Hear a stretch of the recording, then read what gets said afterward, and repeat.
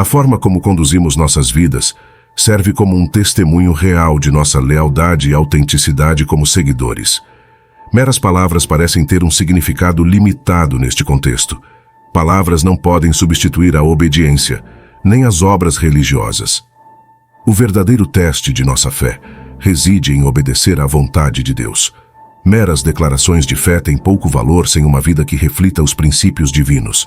Devemos ser honestos conosco e reconhecer como é fácil adotar um vocabulário religioso, recitar clichês, memorizar passagens bíblicas e até mesmo entoar cânticos religiosos, enquanto falhamos em cumprir a vontade de Deus.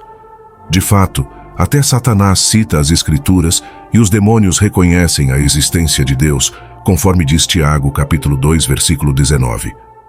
A verdadeira espiritualidade é evidenciada quando experimentamos um renascimento genuíno e recebemos a presença do Espírito Santo. Este Espírito nos capacita a conhecer e realizar a vontade do Pai, motivando-nos a obedecê-lo e a servir a outras pessoas. Muitos proclamarão, Senhor, Senhor, no dia do juízo, mas quantos são realmente sinceros em sua fé?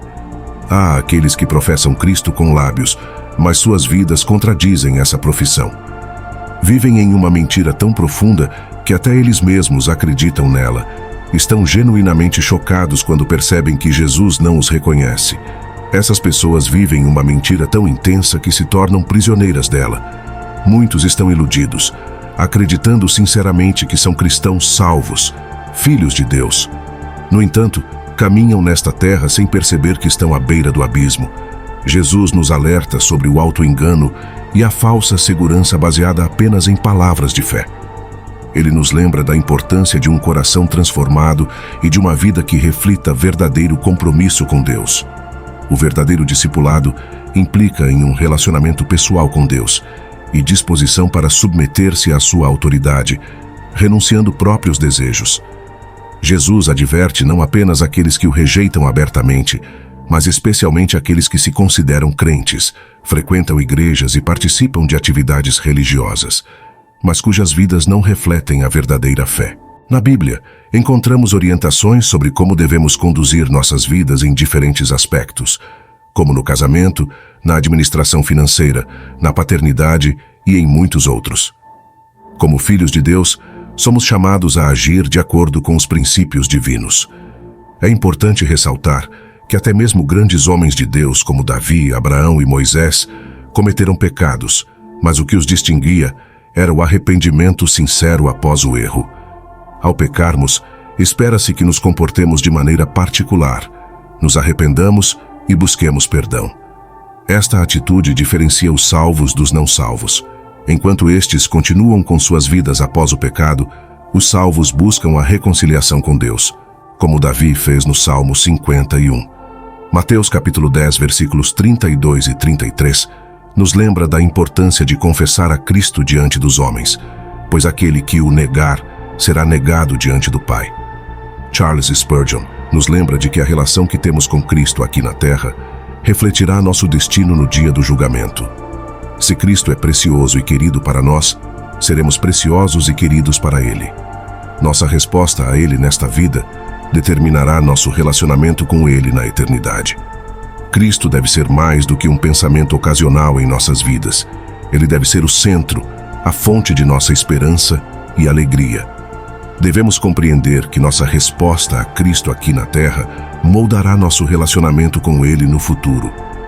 A fidelidade a Deus nesta vida nos conduzirá à proximidade e intimidade com Ele na eternidade. Se o amamos e o servimos de todo o coração agora, seremos recompensados com uma relação profunda no céu. Por outro lado, se o ignorarmos ou o rejeitarmos, estaremos separados dele para sempre, privados da alegria, paz e da vida eterna que ele oferece. O inferno, em sua localização exata, representa o destino final daqueles que rejeitam a vida em Cristo, o único caminho para o Pai. Negar a Cristo não significa necessariamente condenação ao inferno. Pedro, por exemplo, negou o Senhor, mas foi perdoado e restaurado. Se negarmos a Cristo, podemos receber perdão e restauração. No entanto, negar a Cristo vai além de uma mera negação verbal.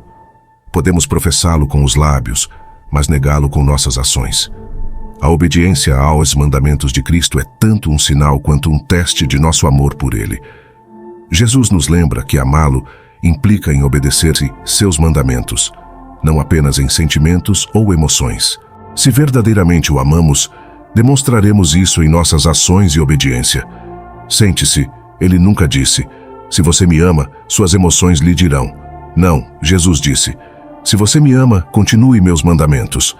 Provar nosso amor a Deus é simples, obedecer mandamentos que Ele nos deu em Sua palavra. Como cristãos, é nossa responsabilidade seguir esses mandamentos. Guardar mandamentos de Deus pode não ser fácil. Todos nós cometemos erros e falhamos em atender padrões divinos. No entanto, isso não significa que devemos desistir. Devemos pedir a ajuda de Deus e a orientação do Espírito Santo para viver uma vida que o agrade. Além disso, devemos nos cercar de outros crentes que nos apoiem em nossa jornada com Cristo. O cumprimento dos mandamentos não deve ser encarado como um fardo, mas como uma oportunidade para demonstrar nosso amor a Deus e nos aproximarmos dele. Guardar os mandamentos de Deus nos afasta dos problemas do pecado, que podem destruir vidas e preencher prisões e cemitérios. Não se trata apenas de seguir regras, mas de viver uma vida que reflita o caráter divino e o amor de Cristo. Amar os outros, ajudar os necessitados e viver com honra e integridade são formas de demonstrar que somos discípulos de Cristo e testemunhas de sua verdade. A salvação é um testemunho vivo que carregamos conosco. Imaginemos um momento de glória que todos anseiam. O dia em que chegaremos ao céu e ouviremos Jesus dizer: "Bem feito, servo bom e fiel." Às vezes, antes de dormir, permito-me sonhar com esse momento magnífico. É o instante em que finalmente nos encontraremos com nosso Senhor e Salvador, cara a cara, e receberemos nossa recompensa por sermos fiéis a Ele. Consegue imaginar a alegria e a emoção que inundarão nossos corações ao estarmos diante de Jesus? Finalmente, veremos aquele que nos amou e sacrificou sua vida por nós. Estaremos na presença daquele que nos redimiu dos pecados e nos concedeu a vida eterna. Quando Jesus nos disser bom e fiel servo, essas palavras serão as mais preciosas e significativas que já ouvimos. Viver cada dia com esse propósito em mente nos prepara para ouvir as palavras do nosso Senhor e nos enche de esperança e alegria pelo futuro que nos aguarda na presença dele.